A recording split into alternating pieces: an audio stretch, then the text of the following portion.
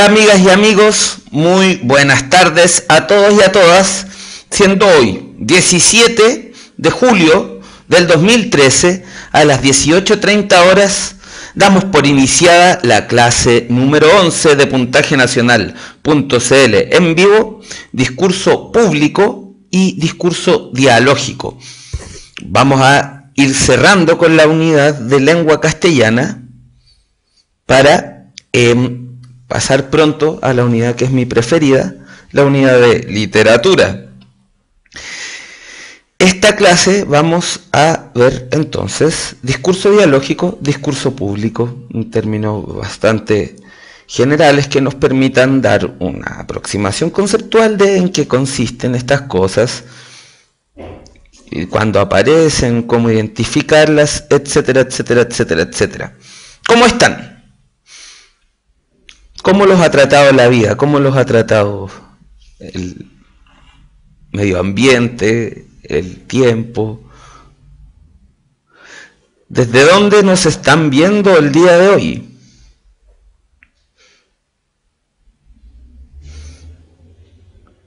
Desde Chillán nos ve Vale Iva, desde Estados Unidos Clau Mesa, Ignacio 93 desde Conce, Claudio está bien, que sigue los sucesos políticos que están aconteciendo en el país.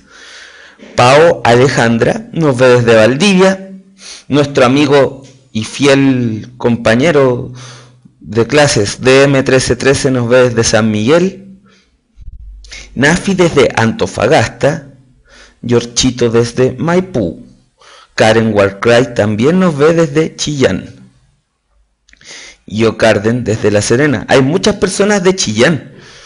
Saludo a mi tía Tere de Chillán, a mi prima Carlita de Chillán, ahora que los recuerdo, gracias a ustedes. Claudio nos ve desde Peñaflor, Denise desde La Unión, MF Díaz nos ve desde Macul.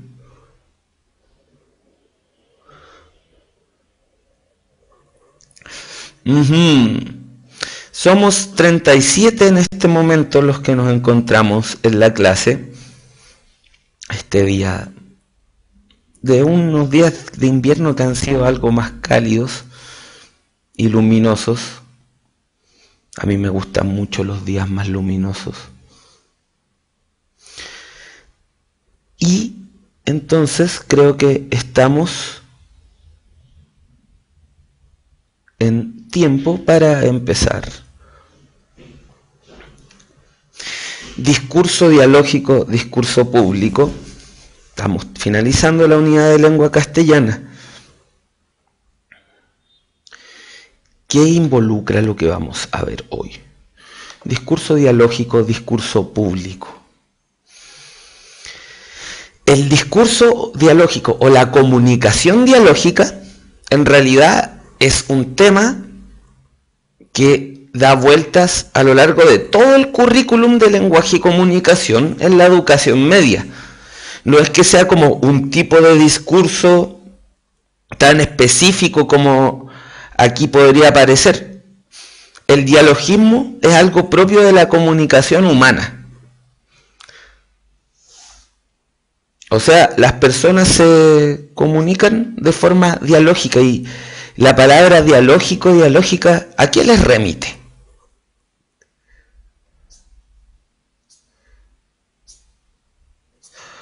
A ver. Diálogo, a hablar. Diálogo y hablar. A ver.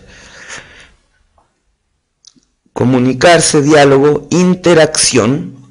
Pero ahí vamos bien. Diálogo, interacción, comunicarse, intercambio de información, pregunta de M1313. Sí.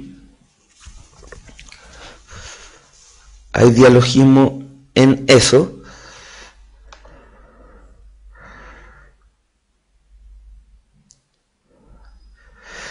Vamos a caracterizar la forma dialógica de comunicarse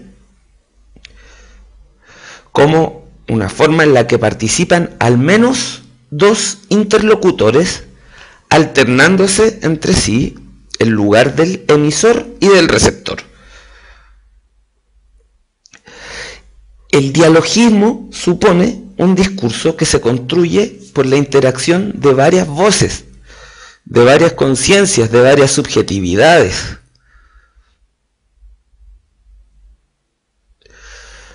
En ese sentido, la palabra diálogo aquí sería contraria a la palabra monólogo.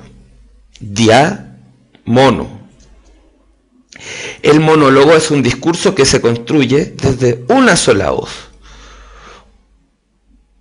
Una sola voz organiza aquello que se quiere decir.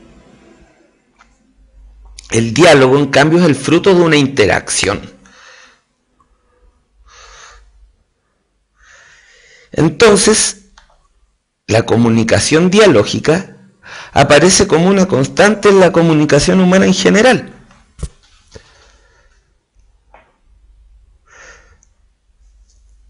Definitivamente hay formas de comunicación que son más dialógicas que otras. Cuando yo les hablo de un discurso que es monológico, ¿en qué cosas podrían pensar? ¿Qué se les viene a la mente?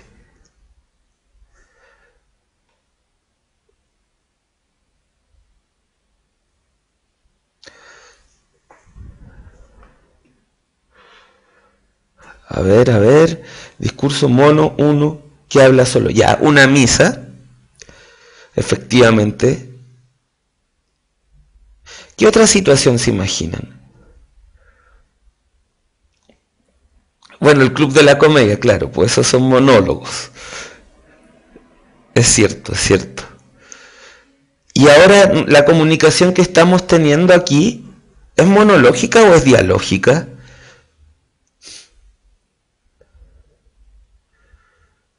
La comunicación que estamos teniendo en este momento es dialógica, porque se constituye a partir de la interacción de lo que ustedes exponen, dicen en el chat, y lo que yo les digo aquí. Pero, claro,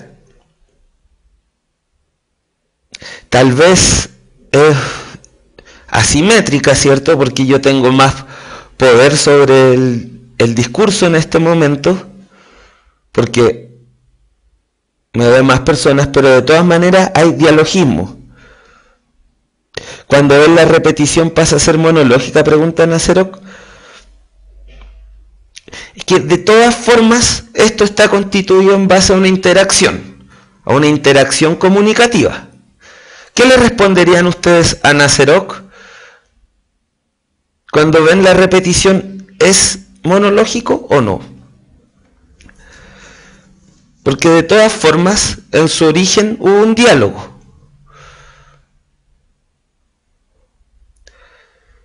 Ya, los que dicen que sí, los que dicen que no. ¿Por qué dicen cada una de esas cosas? ¿No? Que a mí me da pena que digan que soy monológico.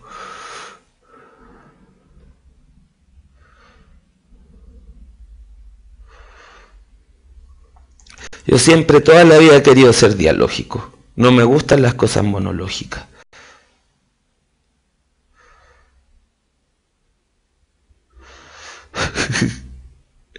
Porque no se ve el chat que hubo en ese momento. Pero de todas maneras, en el origen del video estuvo grabado en relación a un diálogo, aunque el chat no se vea. Los que están viendo ahora la repetición no ven el chat que yo estoy teniendo con los que están viendo la clase en vivo. Eso es verdad. Pero también en el origen de lo que yo estoy grabando ahora, y que luego va a ser repetido por YouTube, hay un diálogo que estamos teniendo por el chat. Hubo un diálogo en el origen de la grabación, aunque ese diálogo después, digamos, no aparece en la repetición del video. Claro, hubo un diálogo, pero es complicada la pregunta, no se responde así de fácil, tan simple.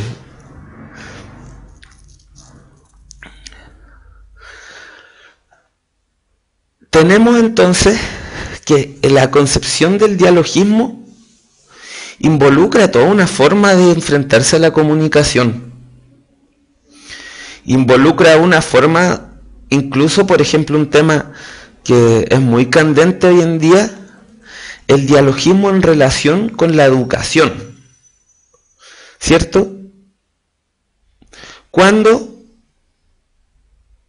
es que una educación o una clase es más dialógica? ¿Qué piensan ustedes? ¿Qué tiene que ver este tema del dialogismo y de que, por ejemplo, un discurso o una verdad la construimos conversando entre todos con la educación? Y con lo que podríamos ver aquí en clases como esta, por ejemplo, donde intentamos propiciar algunas formas de dialogismo.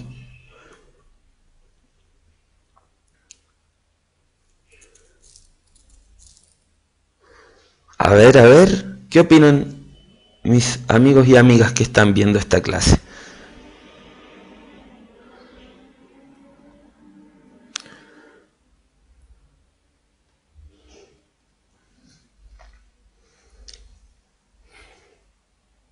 Claro, mira, sí, como qué rol que tiene que ver con la educación, el tema del dialogismo. Y MF Díaz dice algo que es muy acertado, dice, el diálogo es importante porque la discusión genera más aprendizaje. El tema es cómo el diálogo permite que todas las personas se involucren en el proceso de aprendizaje, en vez de limitarse solamente a ser un ente pasivo que escucha y aprende de memoria lo que el profesor está diciendo.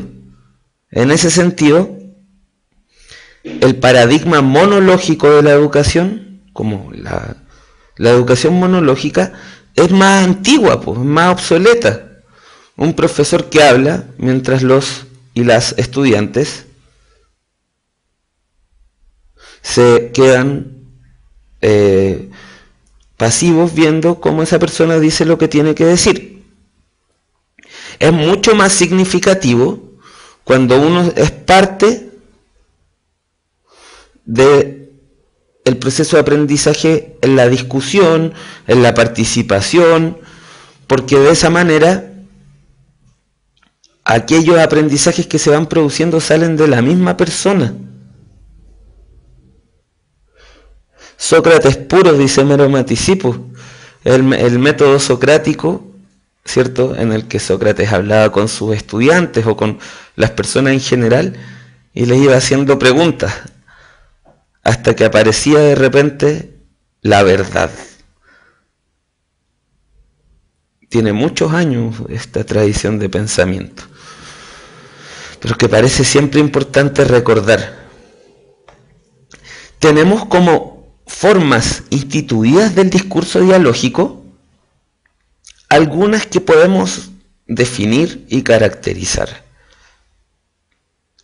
Aquí hemos determinado 4: coloquio, conversación, entrevista, foro o panel de debate y mesa redonda.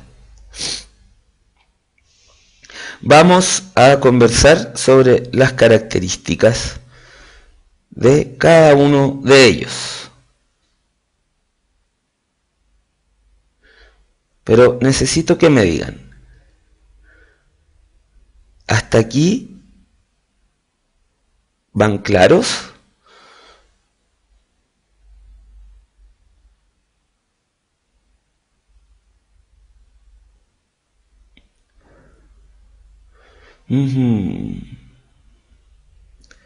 Sí, perfecto. Ya. Formas del discurso dialógico. Encontramos varias maneras en las que se presenta el dialogismo y podemos distinguir distintas características. La simetría en cada forma de comunicación.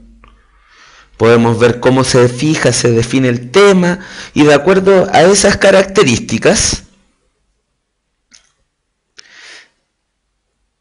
ir definiendo tipos de discurso dialógico. Lo primero que vamos a conversar es el coloquio o conversación. Esta es la forma más cotidiana de comunicación dialógica. Su tema es libre y dinámico, y para entender de qué se trata esto, basta que recuerdes cualquier conversación que tienes con tus amistades. Se comienza hablando de un tema para pasar a otro, a veces sin darnos cuenta siquiera de que esto ocurrió. No hay jerarquías ni turnos establecidos, pues cualquiera puede intervenir en la conversación cuando mejor le parezca. ¿Qué estamos diciendo aquí? La conversación. La conversación. Todos los días tenemos conversaciones. Cuando decimos que el tema es libre, tiene que ver con que en verdad uno nunca dice, ya, bueno, ahora estoy con mis amigos, así que vamos a hablar de este tema. Vamos a hablar de el programa de contacto del lunes o del domingo, ya no me acuerdo cuándo fue. No, pues nadie hace eso. Ya, ahora vamos a dejar de hablar de fútbol y vamos a hablar de las noticias.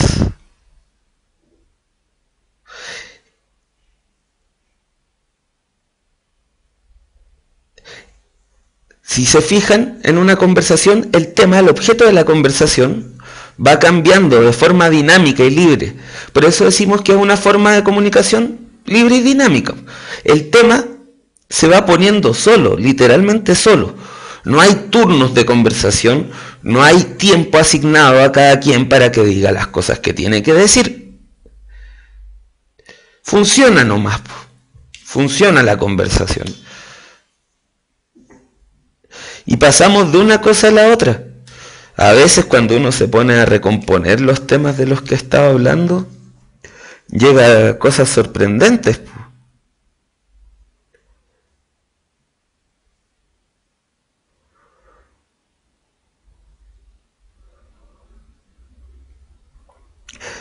Uno empieza conversando una cosa y termina hablando de algo totalmente diferente de lo que se partió, dice M.F. Díaz.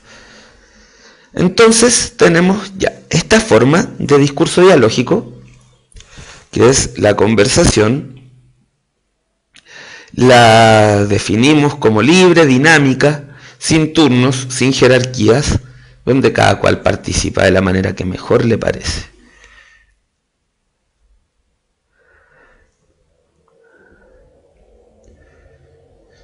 Seguimos entonces con la entrevista. A diferencia de una conversación, en la entrevista hay roles y turnos establecidos previamente. Por un lado tenemos al entrevistador, que posee una pauta de preguntas. Por otro lado tenemos al entrevistado, quien debe dejarse orientar por aquello que le señala el entrevistador. Hay una jerarquía definida en la medida que quien define los temas y los turnos es el entrevistador. Por un lado hay un tema, por otro lado hay una pauta. No es libre la entrevista, no es como la conversación. Segundo, hay una asimetría, porque el entrevistador tiene mayor poder sobre lo que se va a decir que el entrevistado. El entrevistador conduce al entrevistado a lo largo de la entrevista.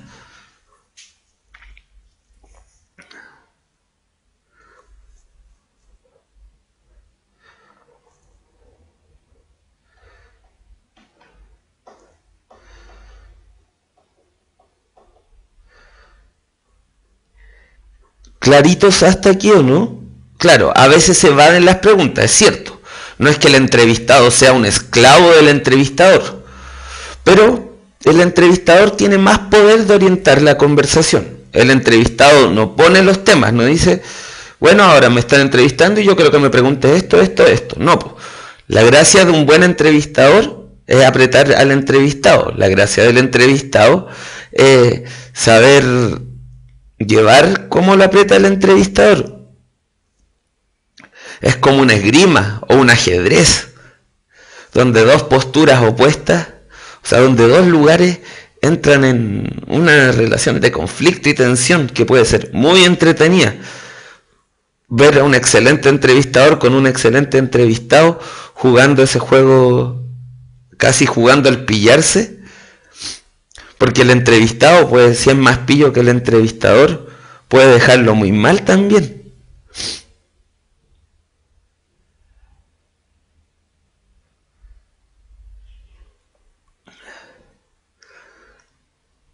Tiene su entretenimiento esto de las entrevistas.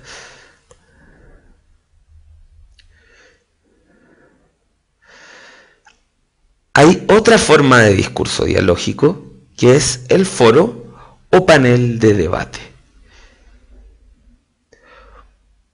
Un foro o debate es una instancia que necesita de organización previa, o sea, no es espontánea. El tema y los participantes están fijados de antemano por una organización. Entre las personas que están en un foro no hay diferencia de jerarquía, pues todos cuentan con los mismos turnos y los mismos tiempos para opinar.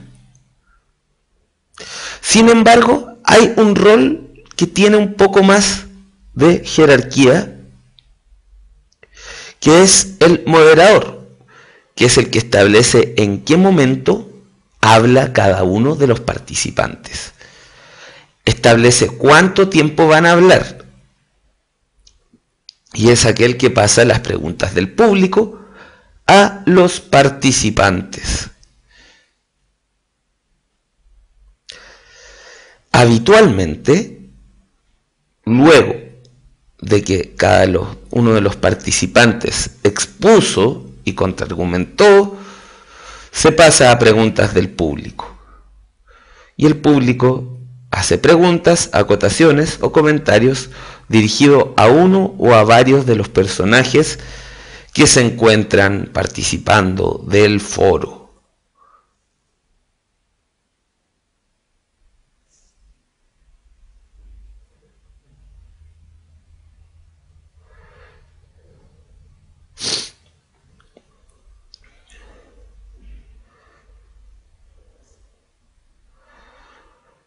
Aquí estamos entendiendo el foro o el panel como formas de producirse el debate público,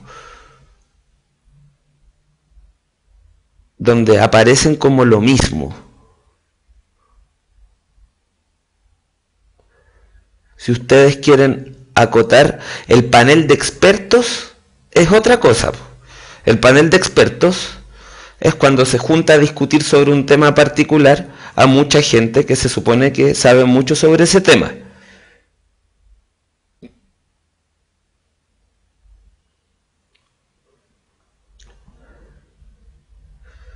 Pero si ustedes tienen algo que acotar sobre la diferencia,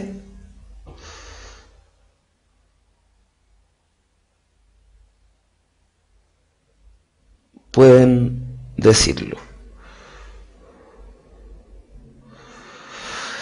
La mesa redonda es algo bastante similar al foro de debate, pero no hay una moderación ni una estructura. Es mucho más libre y abierta la discusión. O si hay moderador, el moderador cumple solo como un rol de civilización, de ordenar las palabras. Pero no está tan estructurado como el foro. Como tolerancia cero, sí, efectivamente, amigas y amigos.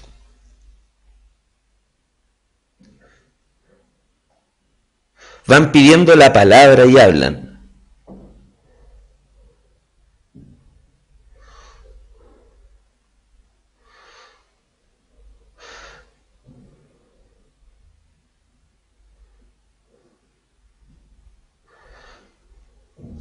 ¿No entiendes en qué, Claudia? Clau Mesa, ¿no entiende en qué se diferencia la mesa redonda del foro debate? Ocurre que el foro debate tiene una estructura fija donde cada uno, no sé, expone 20 minutos, luego le dan 20 minutos para contraargumentar lo que han dicho los otros participantes, luego una otra palabra más, luego preguntas del público, luego cada uno responde las preguntas del público. Tiene una estructura fija donde el moderador cumple muy a cabalidad el rol de otorgarle a cada uno tiempos y lugares y espacios para hablar. La mesa redonda es similar, pero tiene menos estructura. Se da de forma más fluida la conversación.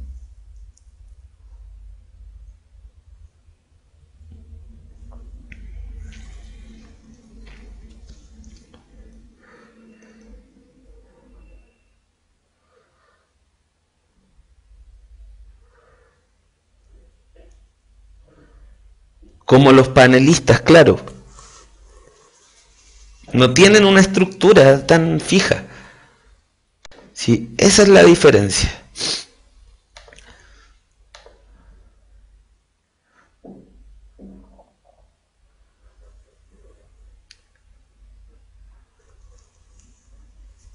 Entonces, chicas y chicos, podríamos hacer un resumen de lo que hemos dicho hasta ahora. El discurso dialógico es algo consubstancial a la comunicación humana. Que algo sea consubstancial es que es parte de la comunicación humana. Aquí en todo momento, y aquí en la quebrada del ají. El discurso dialógico supone a varios interlocutores participando juntos, conformando el discurso a partir de la interacción de diversas voces. En ese sentido, lo dialógico se opone, es lo contrario de lo monológico. Si dialógico viene de diálogo, monológico viene de monólogo. El diálogo se construye entonces desde la interacción de diferentes voces. Vemos que eso tiene, por ejemplo, relevancias para la educación. ¿Cómo se hace una clase? ¿Cómo es mejor una clase? ¿Cómo funciona mejor el aprendizaje? En el diálogo de los estudiantes con los profesores, generando juntos el conocimiento, o en el monólogo de un profesor que solo se dedica a hablar para que lo escuchen. Esos temas nos plantea la comunicación dialógica. Estando claros con eso, podemos dar un paso adelante. Es decir, el discurso dialógico adopta distintas formas de acuerdo a cómo repartimos o cómo establecemos el tema, quién participa, cuándo, etc.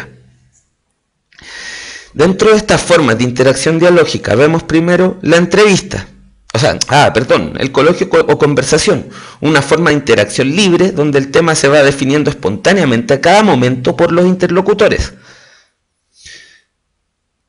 Todos tienen la misma jerarquía y no hay roles, no hay turnos ni nada de eso. La conversación es absolutamente libre y dinámica. Por otro lado teníamos la entrevista. Una de las dos partes pone el tema a la otra por medio de una pauta de preguntas, en la cual orienta lo que habla la otra persona hacia un lugar en específico. En ese sentido, el entrevistador tiene más jerarquía que el entrevistado porque se supone que puede determinar hacia dónde va la conversación. Tenemos el foro de debate. En el foro de debate se cuenta con una organización previa. Se invitan a distintas personas competentes sobre un tema en específico a intercambiar opiniones y, en último caso, discutir sobre quién tiene razón sobre algo. En un foro de debate, cada participante tiene un turno establecido que le es asignado por el moderador. Tiene un turno y un tiempo para hablar, un tiempo luego para volver a hablar y responder preguntas del público. Finalmente observamos la mesa redonda. En la mesa redonda tenemos algo bastante similar a un foro, se pone un tema. Sin embargo, la mesa redonda no tiene roles tan instituidos como el foro de debate. es una conversación que tiene más posibilidades de apertura. Eso es más o menos lo que hemos visto hasta ahora en la clase de hoy. Antes de irnos a la pregunta desafío del día de hoy, yo tengo que contarles un mensaje. Adelanta tus asignaturas universitarias en la mayor. Si eres estudiante de cuarto medio y buscas ir un paso más adelante, este desafío es para ti. Inscríbete en la primera versión del cupo homologable que imparte la Facultad de Ingeniería de la Universidad Mayor y cursa hoy la asignatura Computación para la Ingeniería. Inscripciones y más información en umayor.cl. Así que, chicas y chicos, ahora los invito a que nos tomemos un break de la primera parte de la clase para ir a la pregunta desafío.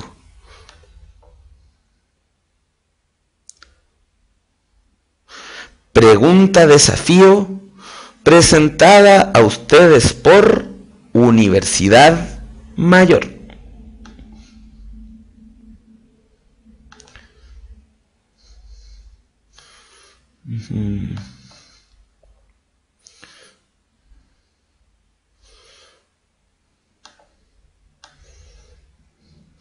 Los dejo a ustedes entonces con la pregunta desafío. Volvemos en 10 minutos más a resolver este entuerto.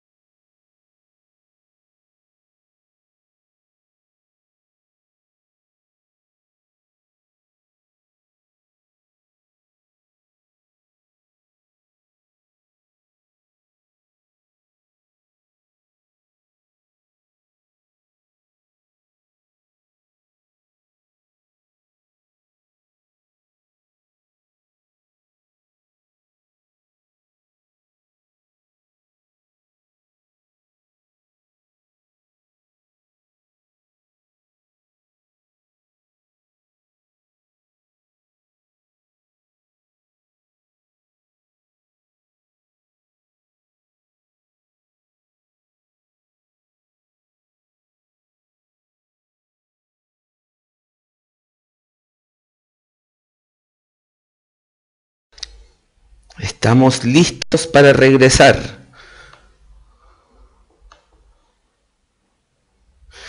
Pregunta desafío presentada a ustedes por Universidad Mayor.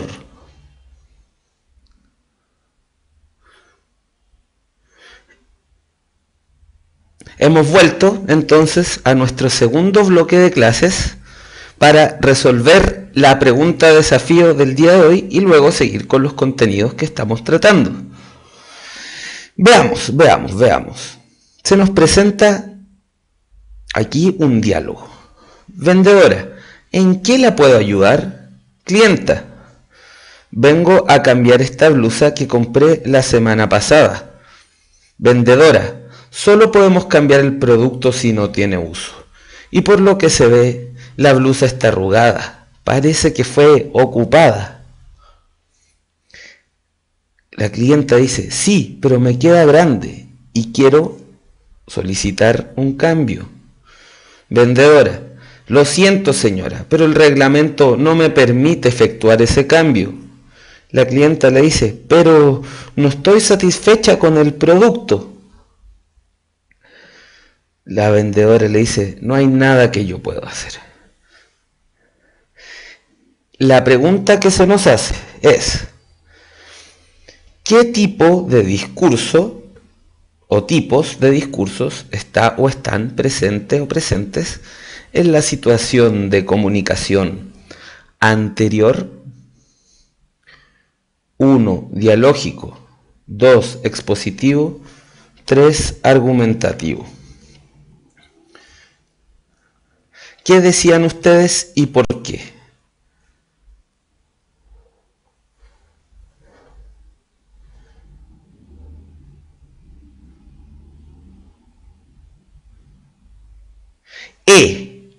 Ya. Dicen ustedes que hay discurso dialógico y que hay discurso argumentativo. ¿Por qué? ¿Y por qué no hay expositivo? Ya, hay dos entidades que intercambian información e intercambian los roles de emisor y receptor. Hay interlocución, hay una situación que es producida a partir de un diálogo. Entonces estamos frente a el discurso dialógico. Bien.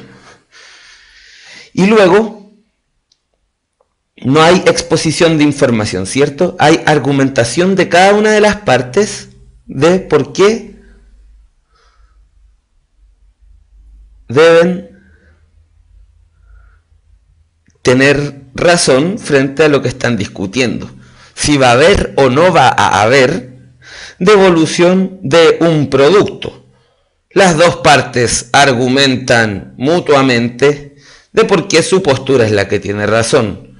La vendedora no puede permitir que ese producto se devuelva. La clienta se siente insatisfecha con el producto que compró.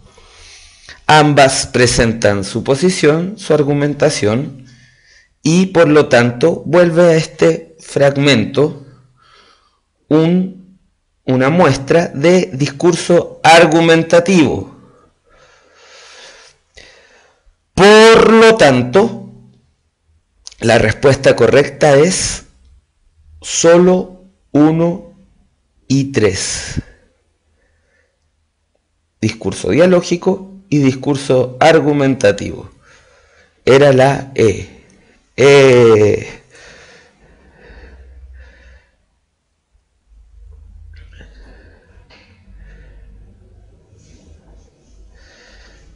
Lo lograron. Esta pregunta está extraída de la PrePSU 2012 de puntajenacional.cl. Entonces, podemos seguir con nuestro tema. Establecimos ya las formas principales del discurso dialógico. Ahora nos vamos a ir a otro tema. Nos vamos a ir al tema del discurso público.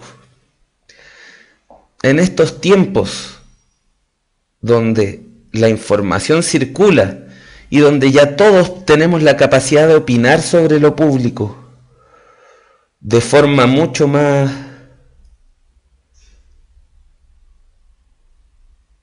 categórica, es que este tema cobra mucha importancia.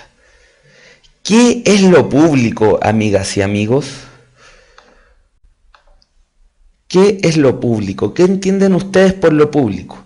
Este tema es bien conversable.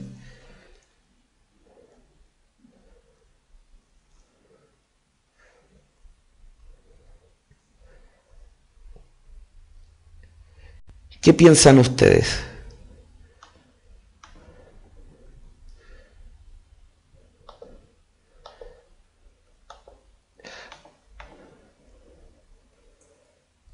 A ver. Lo público es algo que está a disposición de todos, dice alguien por ahí. Algo que está a la mano de una gran cantidad de personas. Claudio dice que es algo que es de interés de todos. L dice que es de interés general. DM1313 que le compete a todos.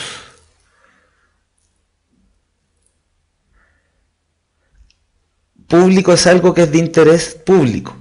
Pero recuerda, amiga, que no podemos emplear el mismo término que estamos definiendo en la definición. Fer Jordinson se pregunta, ¿será necesariamente de interés de todos? Porque Fer Jordinson argumenta eso diciendo, puede haber una tocata de cumbia y a mí no me interesa y sería pública. Aquí hay un tema, saben que es todo un tema que configura de una manera importante ciertos fenómenos que se dan en la época que a ustedes y a mí nos ha tocado vivir.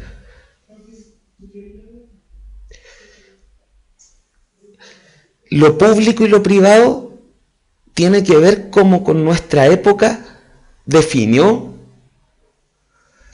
que habían ámbitos de la vida de las personas. Por un lado está la vida pública, que es en cuanto esa persona era un ciudadano que opina sobre los temas de interés general que están ocurriendo en la sociedad, que ocupa cargos de representación pública, que es una persona famosa o reconocida por la comunidad en la que vive, y por otro lado está el concepto de vida privada, lo que hace cada uno al interior de su casa, y uno dice, no, esto no me lo tienen por qué preguntar porque es parte de mi vida privada.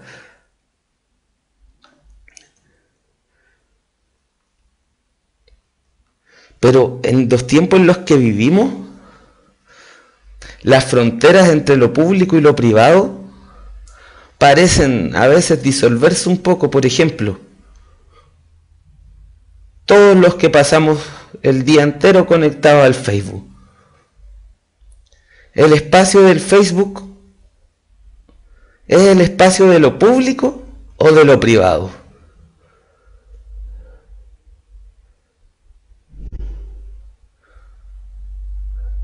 ¿Qué dicen? Las tecnologías de la comunicación, mira, algunos dicen público, otros privado, otros dicen depende. Depende cómo uno lo administre. Sin embargo, cuando mi amigo de M1313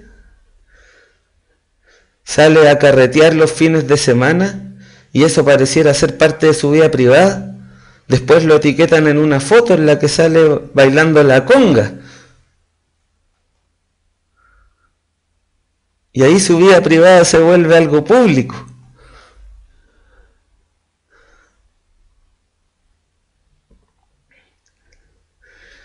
Es que este DM1313 es tan loquillo.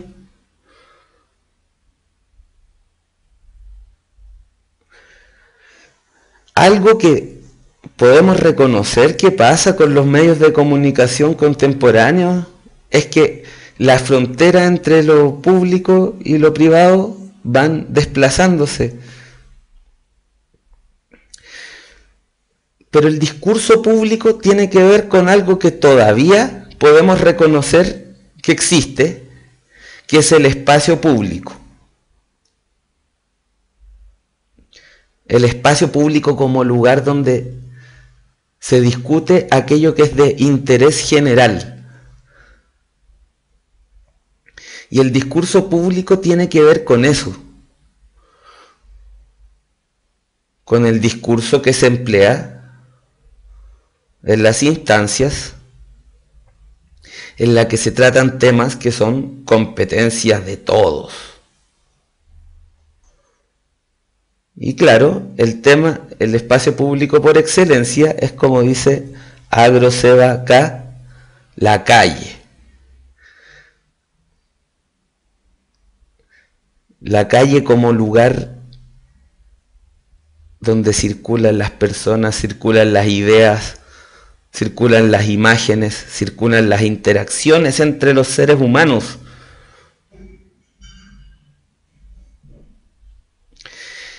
El discurso público, ahora bajando de nuevo, aborda temas de interés general para una comunidad. Interés general no es algo que tanto que le interesa a todos como algo que debería interesarle a todos. Y ante eso, cuando llega la hora de ponernos más esquemáticos y pesadotes, podemos reconocer 4 tipos de discursos públicos, que es la categorización que es importante de saber para dar la PSU, porque eventualmente podría ocurrir que salga una pregunta donde ustedes tengan que reconocer sobre un discurso a cuál de estos tipos pertenece. Esta clasificación entre tipos de discurso público viene dada por el hecho de que se dan en instancias distintas. Reconocemos aquí discursos públicos comunitarios, discursos públicos políticos, discursos públicos religiosos y discursos públicos conmemorativos.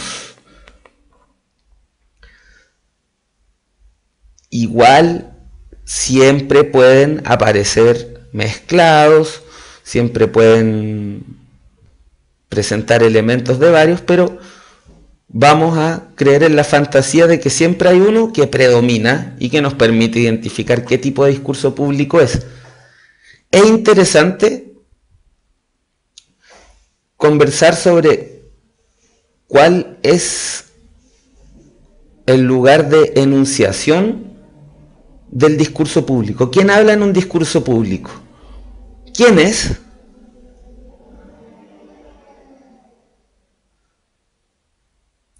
El discurso público supone cierta autoridad, ¿no? Incluso la autoridad que te daría ser un ciudadano.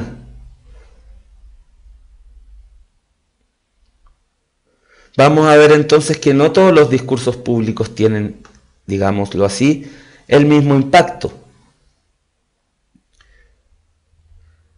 Pero pareciera ser más importante el discurso público mientras el personaje público esté investido de mayor autoridad. Aunque eventualmente se supone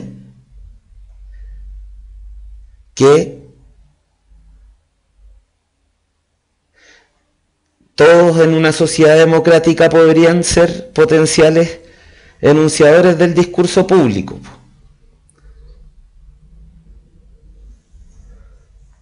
Ya. Vamos a ver entonces cuáles son los tipos de discurso público que nos podrían hacer reconocer en la PSU.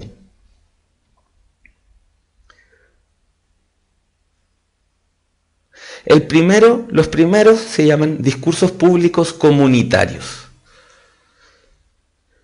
Y son comunitarios porque están restringidos en su interés a una comunidad bien particular, delimitada, muy definida. Aquí colocamos como ejemplo un establecimiento educacional, un barrio, un grupo de gente que se reúne para realizar alguna actividad, juntas de vecinos, centros de alumnos, clubes deportivos. Supone un rango mucho más acotado que, por ejemplo, las discusiones que se están teniendo ahora en el país sobre la Constitución, el aborto, etcétera, que involucran a amplios sectores de todos lados opinando encarnizadamente sobre estos temas. Un discurso público comunitario supondría entonces un espacio más pequeño, como si nos juntásemos a discutir con mis vecinos sobre la iluminación en los parques que están cerca de la casa, sobre cómo queremos que se ocupen los fondos participativos, etcétera, etcétera, etcétera, etcétera. En cambio, los discursos públicos políticos serían de interés mayor en cuanto al espectro social que involucran. Todo lo que harían las instituciones del Estado, los partidos políticos, incluso organizaciones supranacionales como las Naciones Unidas o la Unión Europea o la OEA, la Organización de Estados Americanos, UNASUR, etcétera, sería parte del discurso público político.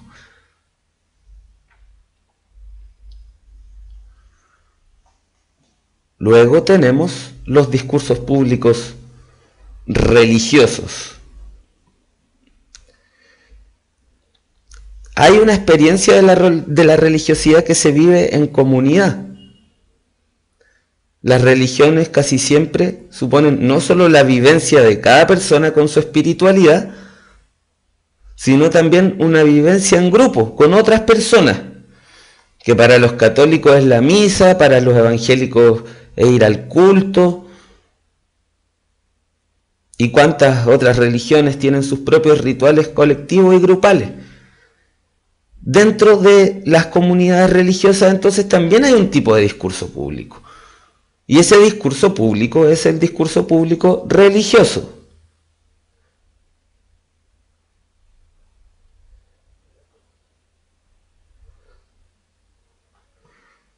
Luego tenemos los llamados discursos públicos conmemorativos.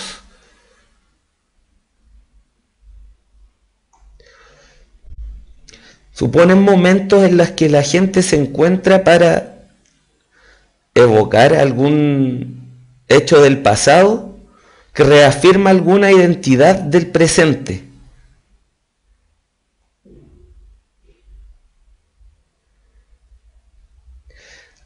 Cuando conmemoramos algo, no es solo porque esa fecha es importante, porque pasó algo importante, sino que porque al estarlo conmemorando, traemos del pasado algo que ocurrió para poder reivindicar un valor. El patriotismo, la democracia, etcétera, etcétera, etcétera. Entonces el 21 de mayo conmemoramos una guerra que finalmente terminó siendo ganada y que expresaría la prevalencia de los valores patrios que nos configuraron como nación, etcétera, etcétera, etcétera. El 18 de septiembre, aunque a mí me encanta celebrar lo ricos que son las empanadas y Dios mío, cuánto me gusta comer asado, se supone que estaríamos celebrando la existencia de nuestro país como un estado independiente de las colonias españolas.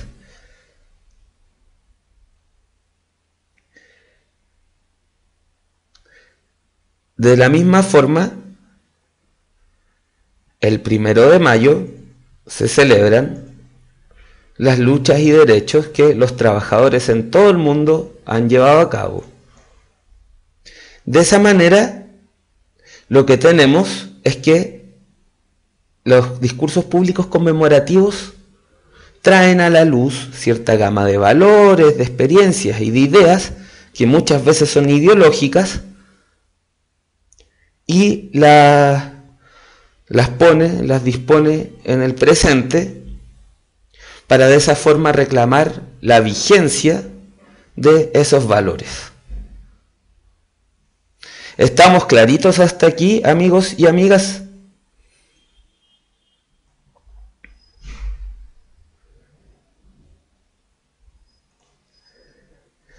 En el Año Nuevo lo que se conmemora es el nacimiento de un bebé gigante.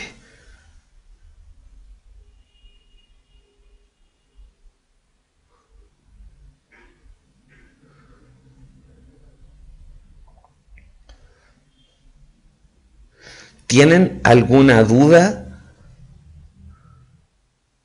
sobre lo que estamos viendo? Pan con palta dice, profe, ¿y si un presidente hace un discurso en algún barrio, qué sería? Es el presidente, es un discurso público político.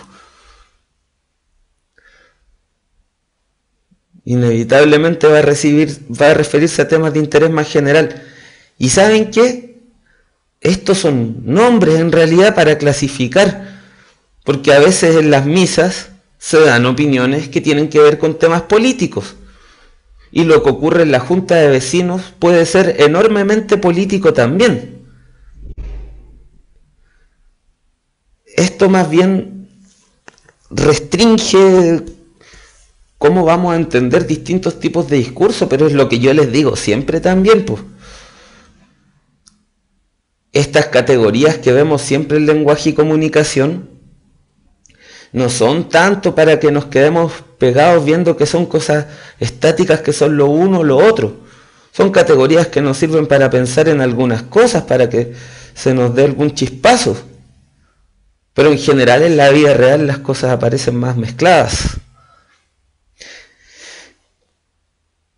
Un discurso en una marcha estudiantil es un discurso que, por donde lo veamos, es un discurso político, porque se está refiriendo a un tema de interés general, social, que es la educación, y es un tema que tiene gran injerencia en la agenda pública de nuestro país.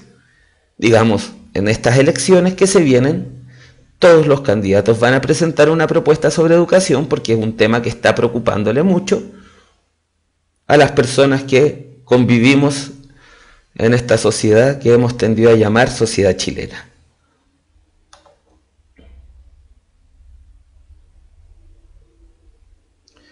Otra duda, todas las dudas las quiero.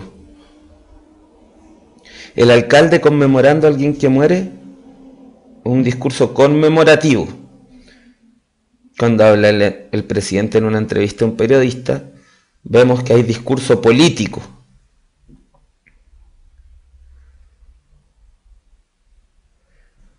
Más preguntas, quiero más preguntas.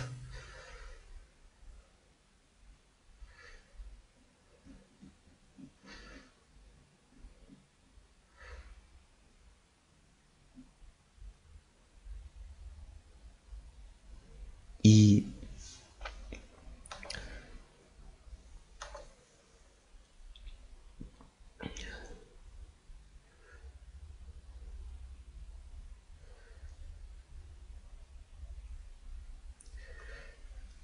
hasta aquí y hasta donde yo sé, Paola, el término que se ocupa es conmemorativo y no ceremonial.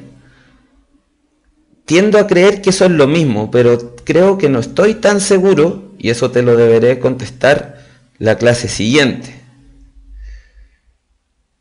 Siempre que sea alguien de la política va a hacer un discurso político, o sea, va a tener un elemento político. También tiene que ver con el contexto, por supuesto. Si en el contexto no se está refiriendo a la política, o es una entrevista en profundidad a un ministro, donde nos muestran su casa, con la piscina atrás, y el ministro nos habla de su familia, de cuando se casó, de la música que le gusta, de que cuando está muy estresado vuelve a la casa y toca guitarra. Ahí tal vez no es un discurso político.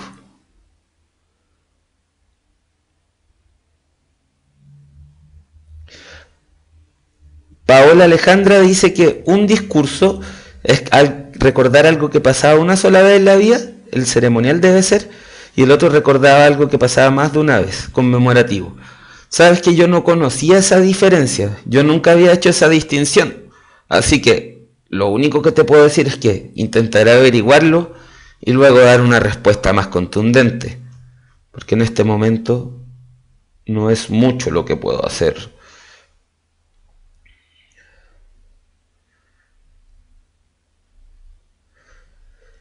¿Qué es lo que sigue entonces? ¿Qué es lo que sigue? Vamos a hablar sobre la estructura que tendría un discurso público, las partes. Y esto sí es como más esquema. El exordio, la argumentación o el desarrollo, en verdad deberías decir desarrollo ahí, no tanto argumentación. Este material lo hice hace tiempo. Y la peroratio. No son nombres muy amables. Exordio y peroratio, sobre todo, no son muy amables. Y es lamentable tener que recordar de memoria palabras que uno nunca ha escuchado o que ha escuchado muy poco, que uno no las va a escuchar muchas veces más en la vida. Pero bueno, son los nombres que tienen y en la PSU del 2011, o sea, la que dieron los que salieron del colegio el 2011 y los que dieron la prueba del 2011, aparecía una pregunta referida a esto. James pregunta, ¿exordio es la intro? Claro, es la intro del tema. Los primeros riffs con los que empieza un tema.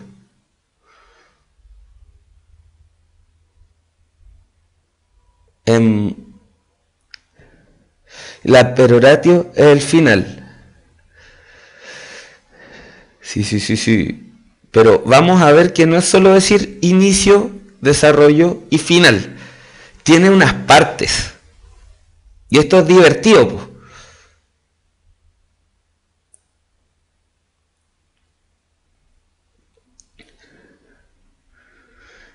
Porque uno empieza a darse cuenta que los discursos públicos tienen una estructura que es bien común.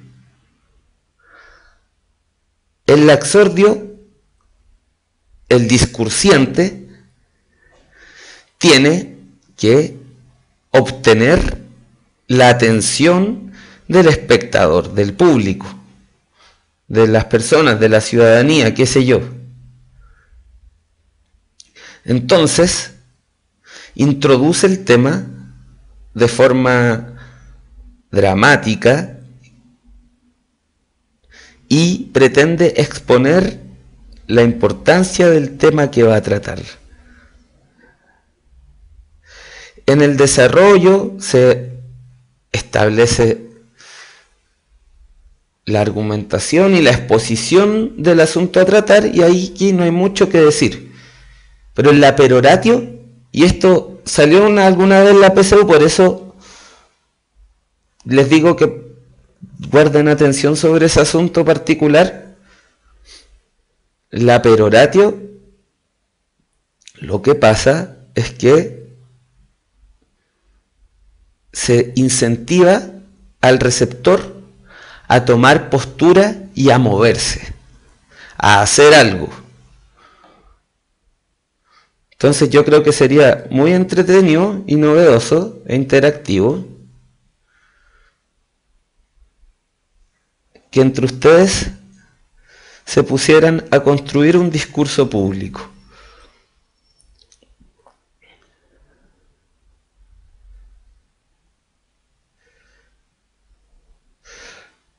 ¿Cómo empezarían un discurso? A ver, elijan un tema, pónganse de acuerdo en un tema.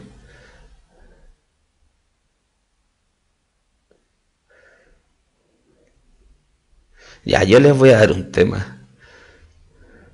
Camila Farías, tú, el cumpleaños de puntaje nacional. Hoy, hace 4 años, perfecto. Hoy, hace 4 años, se dio inicio un proyecto.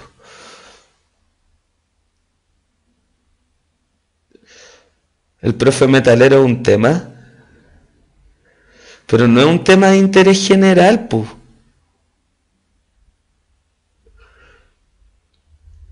Tendríamos que ponernos de acuerdo en un tema que le interesa a todos.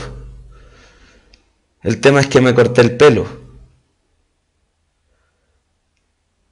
Y eso les dolió en el alma. Es un tema de interés general, ¿cierto?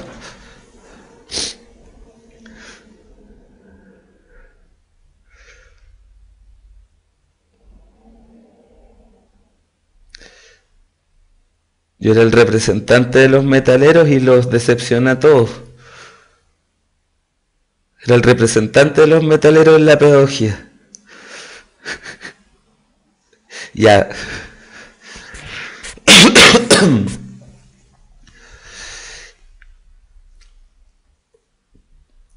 ¿Sabían ustedes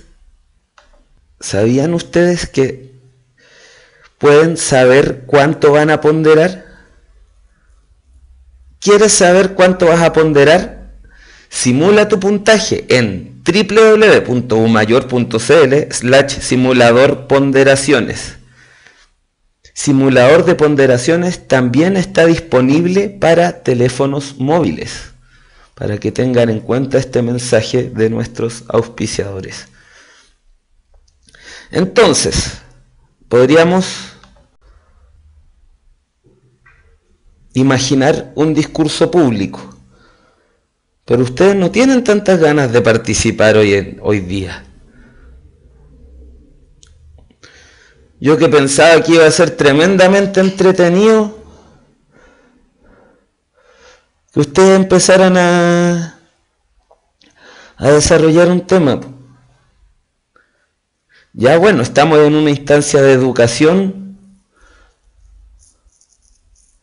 así que ya, la elección de carrera universitaria.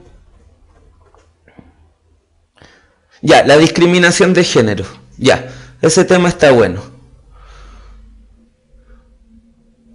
Ustedes todos son los asesores de un candidato a la presidencia, entre todos, y le están escribiendo el discurso a esa persona.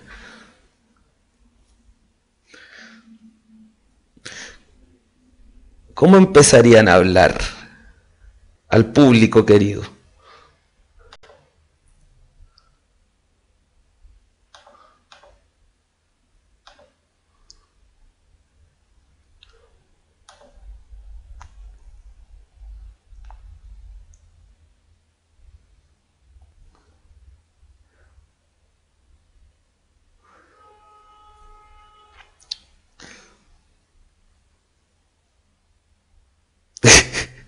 Dejen de discriminar a las mujeres o los mato a todos. Sí, así. Dijimos que un exordio era algo que tenía que atraer la atención del público, introducir el tema y mostrar su importancia. Recordemos que, sobre todo en el discurso público, hay un elemento de discurso argumentativo en la medida en que siempre queremos que las otras personas pasen a tener nuestras posturas.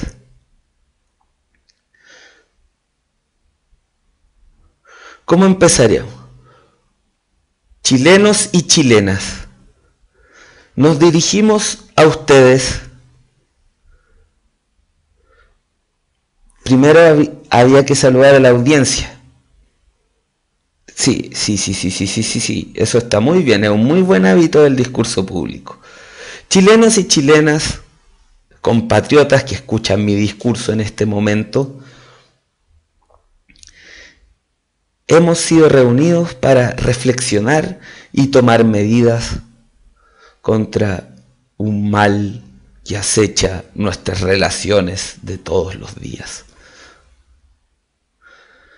Aunque se ha avanzado enormemente en la expresión pública de las mujeres como sujetos iguales en dignidad a los hombres, mantenemos todavía una brecha insalvable que se expresa en diferentes sueldos, en distintos tratos, en diferentes formas de relacionarnos al interior del hogar. Y aquí podemos involucrar al público. Las mujeres que están en el público deben saberlo. Indudablemente todas alguna vez hayan sentido la discriminación. Y al decir eso, el que está hablando empieza a tener simpatía con las personas que lo están escuchando en el público, en este caso con las mujeres.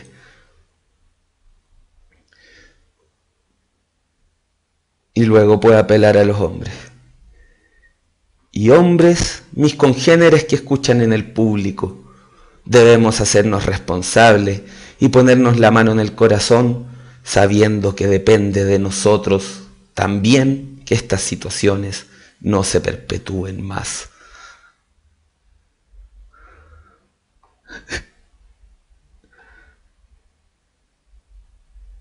Claro, lo que dice Camila Farías, ¿ustedes están felices con esta marginación? Ya, pues, y ahí desarrollamos un exordio.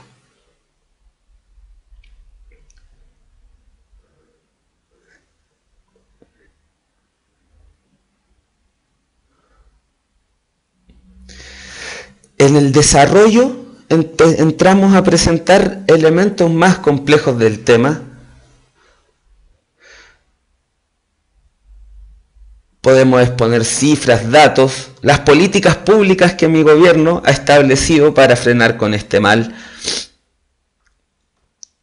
las políticas que se hacen en otros países, qué es lo que hay que hacer, etc. En el desarrollo se da por suyo entendido.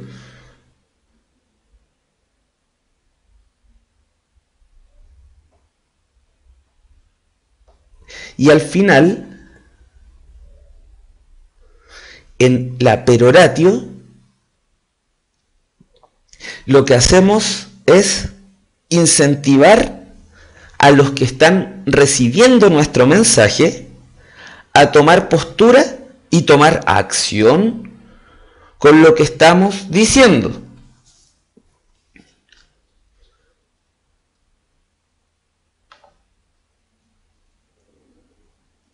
¿Cómo sería eso?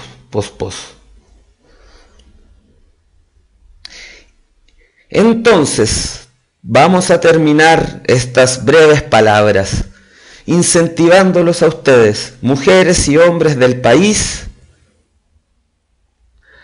a combatir el vicio del machismo en cada uno de nuestros hogares y apoyar nuestra lista de candidatos que van a apoyar leyes contra la discriminación de género.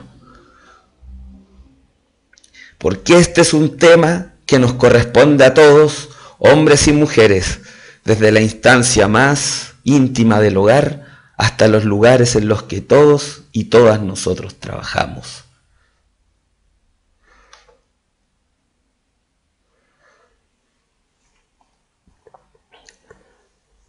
Basta con la discriminación, somos todos iguales. Y termina el discurso.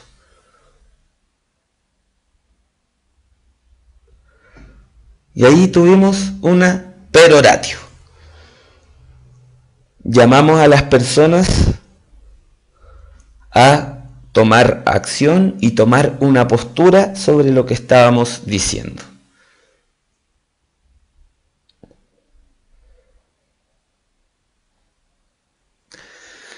Entonces, con este ejemplo, ¿les queda a ustedes clarito lo que era el exordio, el desarrollo y la peroratio?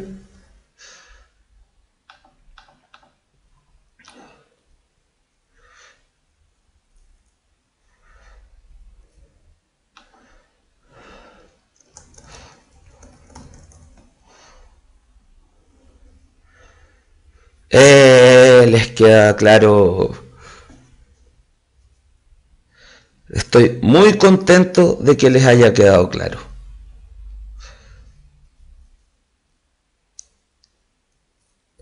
¿Saben por qué estoy contento también?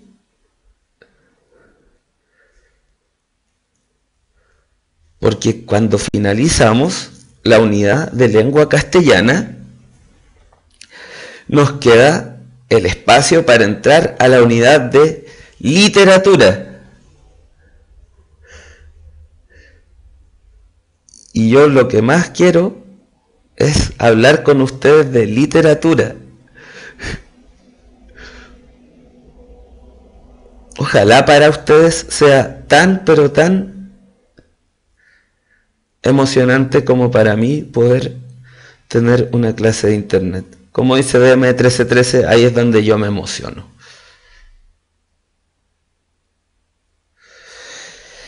También les cuento que a partir del segundo semestre vamos a tener clases de historia y de ciencias, que las clases de lenguaje y comunicación van a ser 2 veces por semana, y que, como vamos a tener los contenidos vistos, nos vamos a poner a ejercitar intensivamente para la PSU. Esta primera parte de nuestro preuniversitario ha sido teórico, ha sido algo mucho más conceptual. La segunda parte va a ser un intensivo de ir resolviendo preguntas para que cachen la estructura de la PSU y no los tome por sorpresa.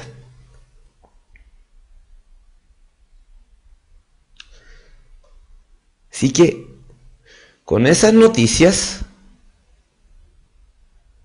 y faltando poco para las 8, yo les cuento que la clase del día de hoy ha llegado a su fin. Es tarea mía entonces ahora despedirme, desearles que lo que queda de semana sea una muy buena semana, que aguanten hasta el fin de semana, que el fin de semana descansen y estudien y lo pasen bien, todo en la misma y justa medida, que ocupen los grupos, busquen grupos Lenguaje y Comunicación 2013 en www.puntajenacional.cl, y que cuando yo aquí me desconecto, ustedes pueden pasar a resolver nuestro mini ensayo del día de hoy. Así que, amigas y amigos, les mando un abrazo, muchos saludos, los mejores deseos, y nos vemos. Hasta pronto.